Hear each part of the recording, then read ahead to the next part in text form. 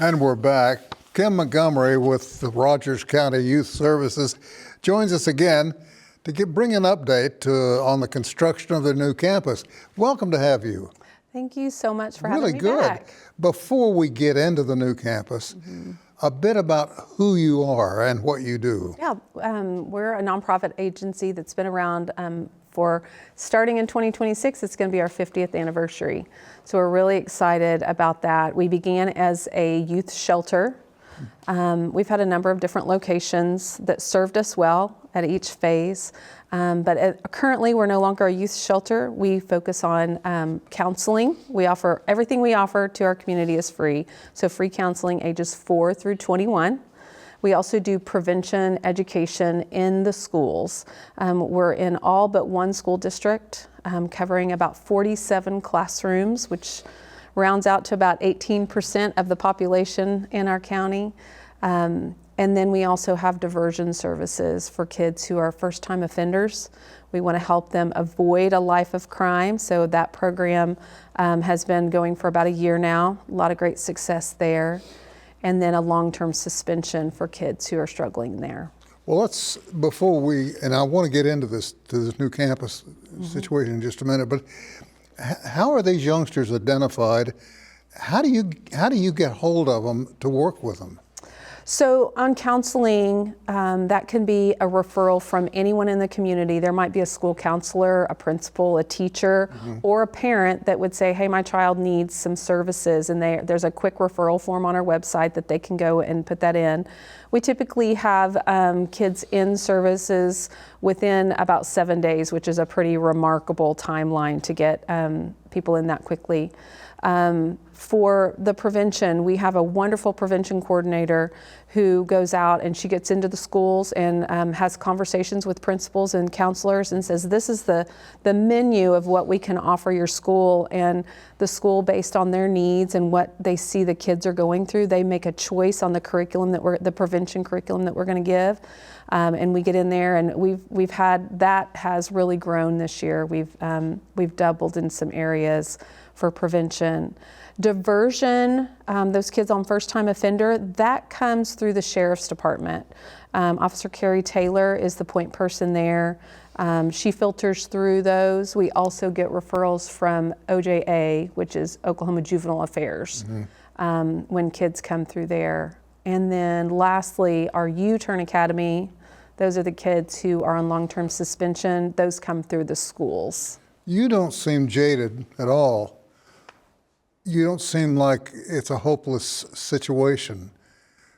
You're optimistic about it, you're upbeat about it, and now we're talking about a new campus. Let's talk about this campus. Yeah. What do you got in mind? We're excited. Hey, we purchased 9.3 acres.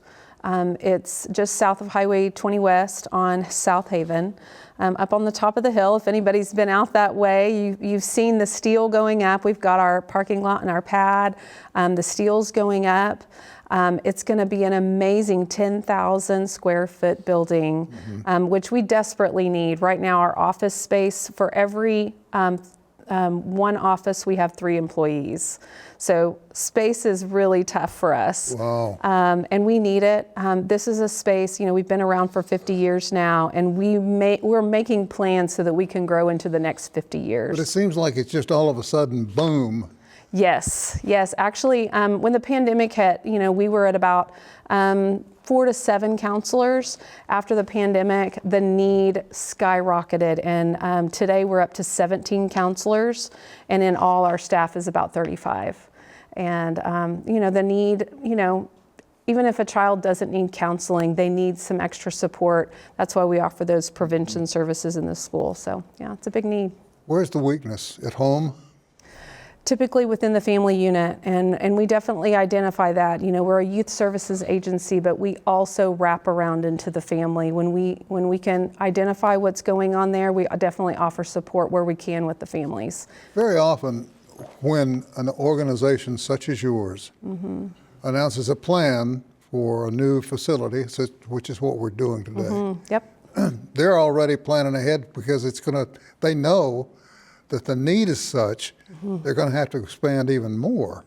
Are you looking at new endeavors to do that?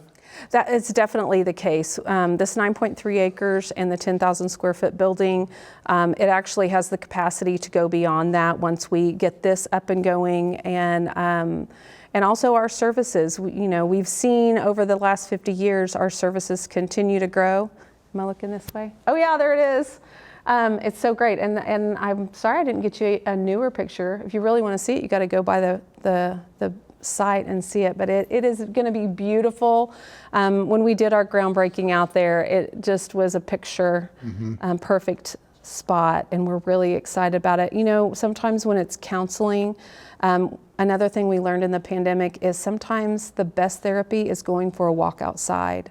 And when we're at our current location, we're right across from Claremore High School. That's not very confidential, and it's not very comforting to walk down a busy street. And this facility gives us that. And the building is also very open air with a lot of natural light. And it lets people know that you're a rock solid organization. Absolutely.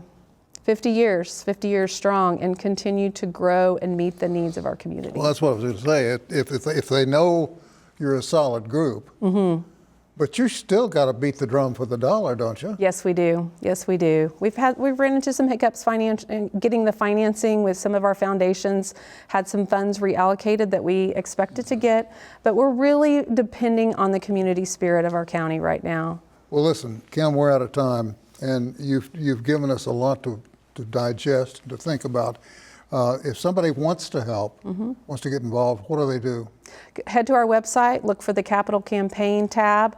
There's information on there of the variety of different ways. Reach out to me. My email's kim@rcys.org or info@rcys.org, and I'd love to have a conversation. Oh, thank you for coming in.